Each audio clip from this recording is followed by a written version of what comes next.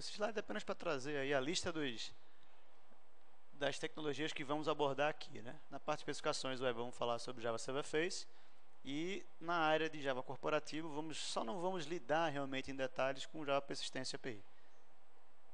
Seguindo adiante, o que é que traz de novo? O que é que veio de novo no Java Enterprise 6? Né, são 3 pontos que têm sido muito discutidos por aí, têm sido muito falado. São três pontos chaves aí. A simplicidade, a grande questão, acho que o principal é que o Java EE 6 precisava ser mais fácil de usar. Foi o maior alvo de crítica até o ambiente Enterprise em Java sempre foi criticado por ser complexo. Então, essa preocupação com a simplicidade, que já é uma coisa que já existia desde o Java SE 6 também, desde o Java SE 5, na verdade, que o pessoal vem com um foco muito grande na simplicidade, a gente tem esse foco também continuando aqui nessa nova versão do Java Enterprise. Alguns exemplos aí, temos APIs complexas foram substituídas, como por exemplo o Entity Beans CMP, para quem trabalhou com o tal do Entity Beans, gerenciado pelo container, o mecanismo de persistência, viu como é muito mais complicado trabalhar com ele do que trabalhar com simples JPA. Né? O JAX RPC, esse estilo de Remote Procedure Call, de chamada de Web Service em Java também, é bem mais complicado do que o nosso JAX WS de hoje, que inclusive os servidores de aplicação, os plugins das ferramentas que a gente tem por aí, tornam o desenvolvimento Java de Web Service em Java muito mais fácil e muito mais agradável. Um outro ponto também é com relação à riqueza. Trazer novidades é importante, desde que essas novidades não tragam mais complexidade. Claro que vai ser mais assunto, vai ser mais coisa para você ter que aprender, mas enfim, são coisas que tornam sua vida no dia a dia mais fáceis. Tá? Então, o JAX RS, que seria o desenvolvimento de Web Service RESTful, né, que é bem mais fácil de trabalhar do que os Web Services baseados em SOAP. Né? O DI e o CDI para injeção de dependência, que torna a sua maneira de desenvolver mais simples. E o Bean Validation também, que é baseado naquele Hibernate Validator, que é uma tecnologia para simplificar, para facilitar o seu trabalho de validações de beans. Né? Portabilidade, também é interessante ver que existia alguma questão também de complexidade em servidores de aplicação Java Enterprise até a versão 6, que, por exemplo, nomes JNDI, nomes de recursos, você vai navegar, eu quero acessar um recurso como, por exemplo, um pool de conexões, né, uma conexão com o banco. Se eu estivesse rodando isso, fazendo isso num JBoss, por exemplo, eu teria que mudar isso para trocar para um Glassfish ou qualquer outro servidor de aplicação.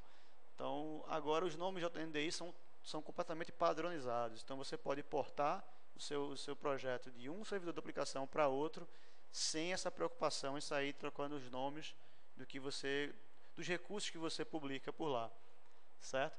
E a criação de perfis torna as coisas mais portáveis também. Você agora tem, na verdade, o único perfil que foi definido até então, até o momento, foi o Web Profile, que seria o perfil de desenvolvimento para aplicações web. Mas a ideia de perfis também é interessante porque você pode portar no sua aplicação para outro sem se preocupar com, peraí, ele é completamente homologado, se ele implementar o perfil que você precisa, basta isso. Nesse slide aí eu estou falando sobre o Tomcat, que é o servidor um servidor web que a gente mais utiliza, né, um container de servlet que a gente mais utiliza, mas que o Tomcat ele não implementa todas as partes da especificação Java Enterprise, nem mesmo o perfil Web Profile, né, o perfil web. Então, o Web Profile seria a versão que um Application Server poderia ter específica para aplicativos web. Tá? E pode eventualmente se criar novos perfis também, como perfil para Web Service, perfil para JB, né? Perfil para outras coisas também. Mas basicamente você tem um servidor de aplicação que implementa aquele perfil, ele vai ser menor, vai ser mais enxuto, né? Vai ser mais fácil você portar para um outro também, desde que ele simplesmente aquele perfil. Você não precisa contar com APIs, com LT, ou você tem que fornecer APIs de coisas que você não vai usar. A arquitetura Java EE continua realmente uma arquitetura bem extensa, né? Para quem se assustou aí com esse diagrama, que tem muita tecnologia envolvida, tem muita letrinha. Eu costumo dizer nas minhas aulas que J qualquer coisa, eles inventaram tudo. Certo? Então, qualquer letra que você combinar com qualquer palavra de 3 ou 4 letras aí, começando com J, tem tudo em especificação Java Enterprise, é impressionante. Então, vamos falar um pouquinho por partes. Vamos analisar um quadrinho por quadrinho para ficar mais fácil. O primeiro que aparece aí nesse diagrama seria o cliente, a camada cliente e browser. Então não faz parte necessariamente do Java Enterprise. É apenas para que veja como é que ele se encaixa no sistema. Então qualquer aplicativo que seja para web, né? Qualquer cliente web, qualquer browser pode ter um applet Java rodando, né? E aí esse applet pode acessar a camada de web, tá?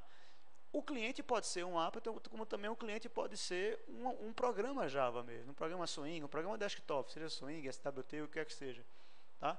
Então, um aplicativo desktop, ele também pode acessar tanto recursos diretamente de banco de dados. Veja que JPA, como consta aqui no cantinho, ó, JPA é uma tecnologia que faz parte do ambiente enterprise, mas que normalmente, né, a gente até pega emprestado aí para nossos projetos aqui no curso de Java Developer, que é um curso que ainda não fala na área enterprise, né, ainda fala especificamente do desenvolvimento para desktop, né? Então, mas mesmo assim a gente está trazendo um pouco das facilidades desse mundo enterprise que a gente tem aqui, para que seja mais interessante você persistir o objeto sem precisar escrever instruções SQL com JDBC padrão, né? Isso dá um ganho de produtividade muito interessante. Essa camada cliente, ela vai acessar um container de web. Elas podem eventualmente acessar um container web. Claro que ela poderia também, o aplicativo cliente poderia também acessar um container JB, que a gente vai falar em sequência, mas o container web é dos mais utilizados. Eu acredito que muita aplicação Java Enterprise, acho que a grande maioria das aplicações Java Enterprise vão ter como seu front-end o seu ambiente web, né? Então, as três principais tecnologias para ambiente web são o JSP, como está constando aí, né? JSF e Servlet. A Servlet seria a principal por estar por baixo de tudo, né? Tudo na web é um Servlet, tá? Toda classe que roda no ambiente Enterprise, toda classe que roda para a web, né? Que roda num container web, ela é, na verdade, um Servlet. JSF não é diferente. JSF é um framework MVC que a gente vai discutir ele com mais detalhes, mas que é todo implementado em cima de um Servlet. Então, é todo em cima da API de Servlet, não tem para onde correr. Servlet vai considerar que você já tem alguma noção, mas como eu falei anteriormente, você não precisa lidar com Servlet daqui por diante. A gente não vai escrever Servlet, a gente não vai se preocupar com HTTP Servlet, com HTTP Servlet Request, HTTP Servlet Response. A gente não vai lidar com essas coisas aqui. Então, é uma API que a gente pode até deixar um pouquinho aí de lado enquanto a gente estuda o JSF. O JSP é uma tecnologia, como eu também citei, que ela tem sido colocada um pouco à prova, né, já que o JSF não se encaixa muito bem com ela, e o grande investimento da Sun, hoje da Oracle, né, seria do JCP em geral, né, da comunidade Java Enterprise, da comunidade Java, na especificação Java Enterprise. Eles têm focado muito no JSF, acredito que é realmente uma bem interessante a tecnologia. E o JSP, por não se encaixar muito bem aí, talvez esteja caindo em desuso, ou talvez tenha o seu escopo, o seu uso um pouco mais limitado para aplicativos menores, para coisas mais simples, onde você quer simplesmente escrever uma página, pautando ela de alguns pontos dinâmicos de vez em quando, certo? Essas tecnologias todas que estão aí embaixo, algumas se repetem, né? Assim, ele citou o JSF novamente, JPA novamente. As tecnologias todas que aparecem aí embaixo dão suporte às principais tecnologias do ambiente web. Num container de EJB, a gente vai falar um pouquinho sobre o que é esse tal da JB. Que seria isso? Enterprise Java Beans. Seria a classe Java, mas que são objetos, são componentes distribuídos. São classes Java que hoje em dia são até simples classes Java. Antigamente tinha que implementar a interface remota, a interface local. Tinha uma complexidade inerente que hoje não é obrigatório. Pode ser feito, mas não é obrigatório. E o EJB é basicamente o conceito de distribuição de componentes gerenciados por algum container, tá?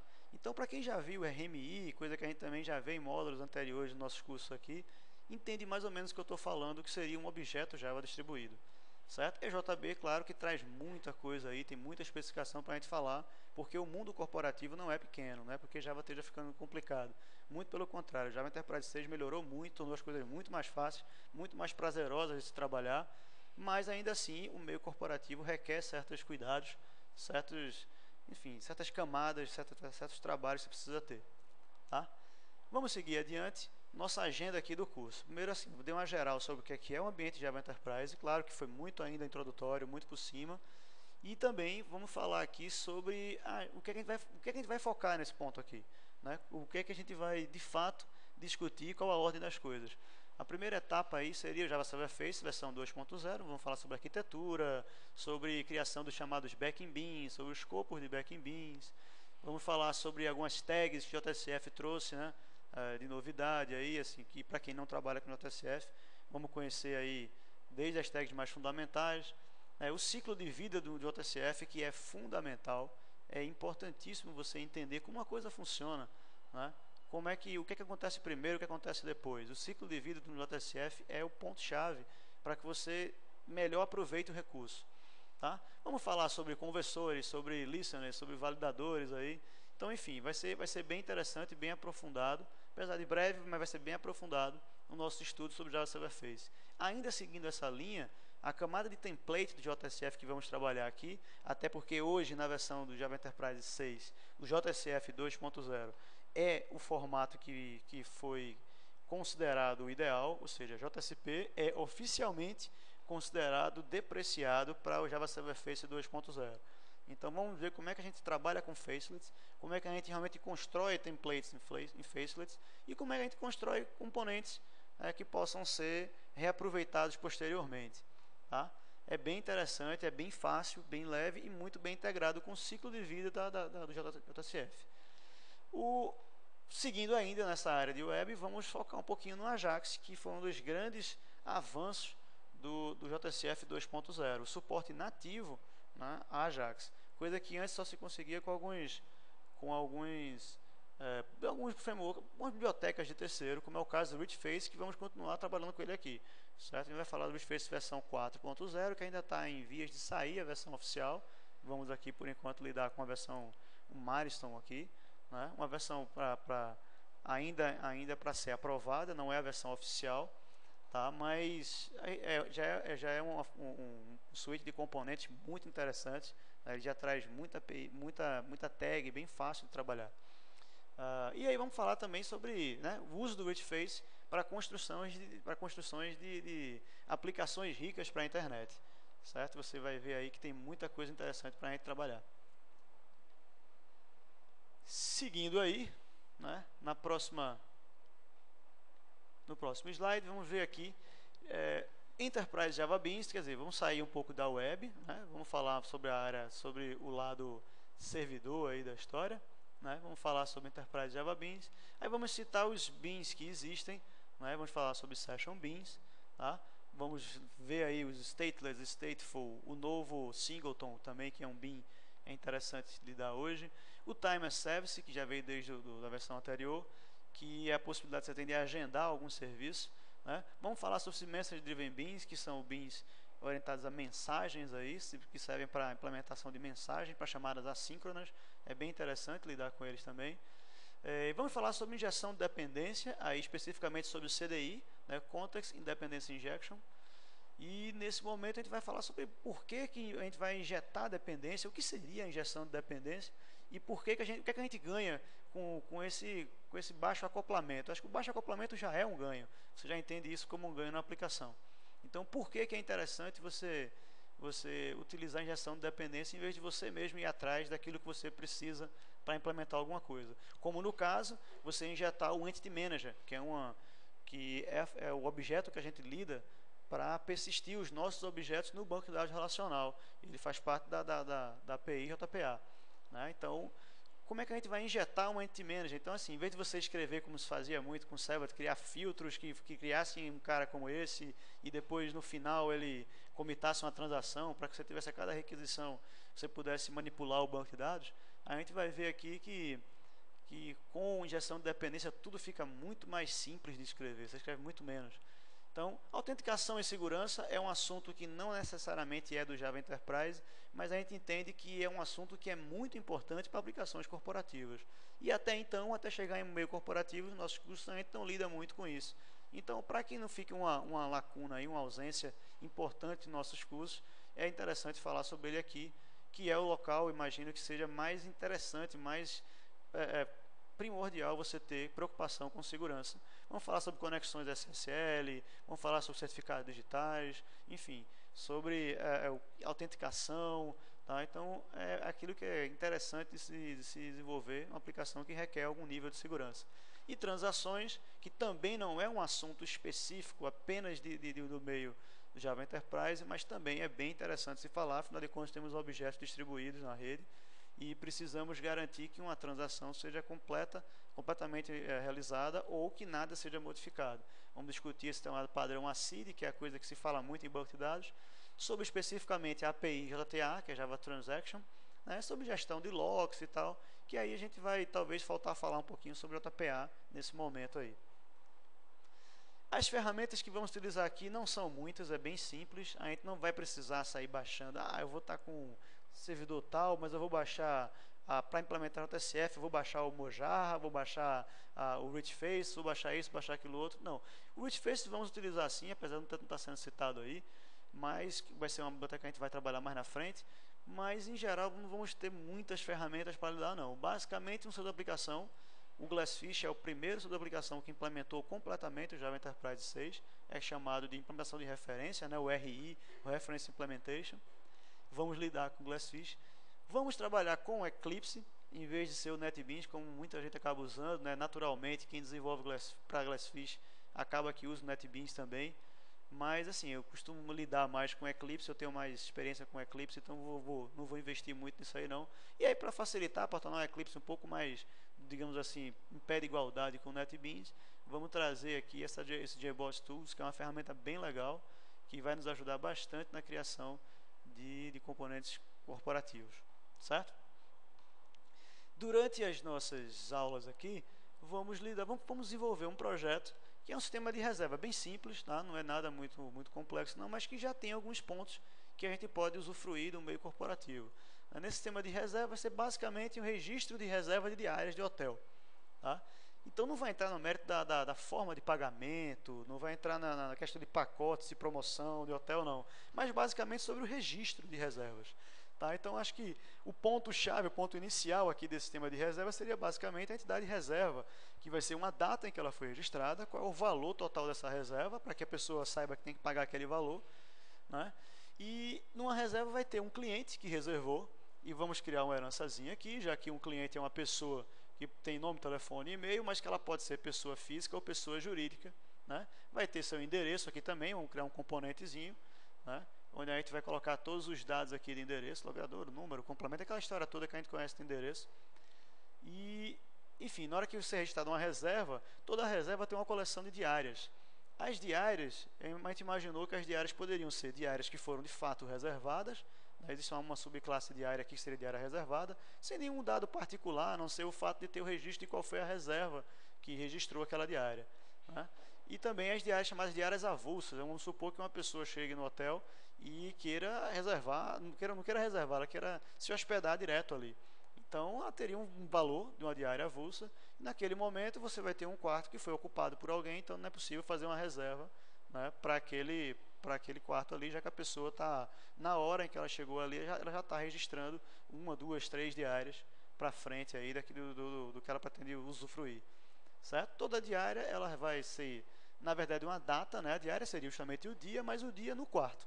Por exemplo, se você chegar lá, se uma empresa resolver contratar e resolver levar, sei lá, alguns funcionários seus para um hotel, e ela quiser reservar isso, numa única reserva ela pode colocar no mesmo dia, né? Mas pessoas em quartos diferentes, então vão ser registradas diárias diferentes.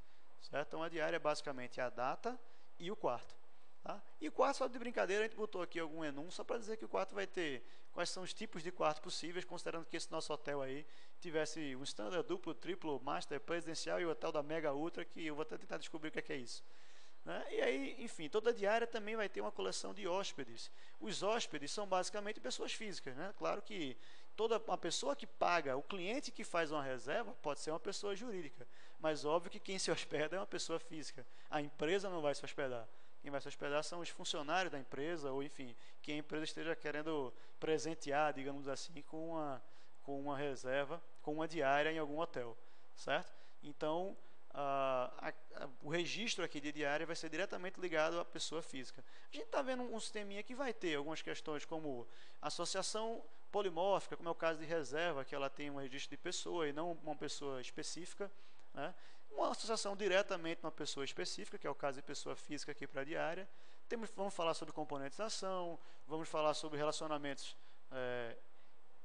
Deixa eu ver se eu tenho um N para N aqui, um cliente para reserva, uma reserva para diárias.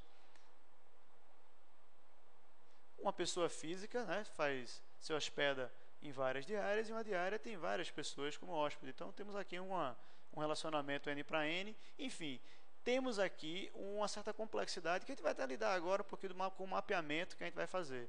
Mas também temos algumas situações, como por exemplo, que vai ser interessante a gente registrar algo para rodar a cada dia, como verificar, enfim, as pessoas que possam fazendo aniversário, fazendo aniversário naquele dia para enviar algum e-mail, enfim, a gente pode ter a gente vai ter algumas certas regras de negócio nesse nosso projeto aí, que enquanto que a gente for falando sobre cada tecnologia envolvida no Java Enterprise 6, a gente vai usar esse projeto como pano de fundo para que o entendimento seja mais interessante. Tá ok? Vamos começar a trabalhar. Então, vou sair aqui desses slides só para a gente começar a meter a mão na massa.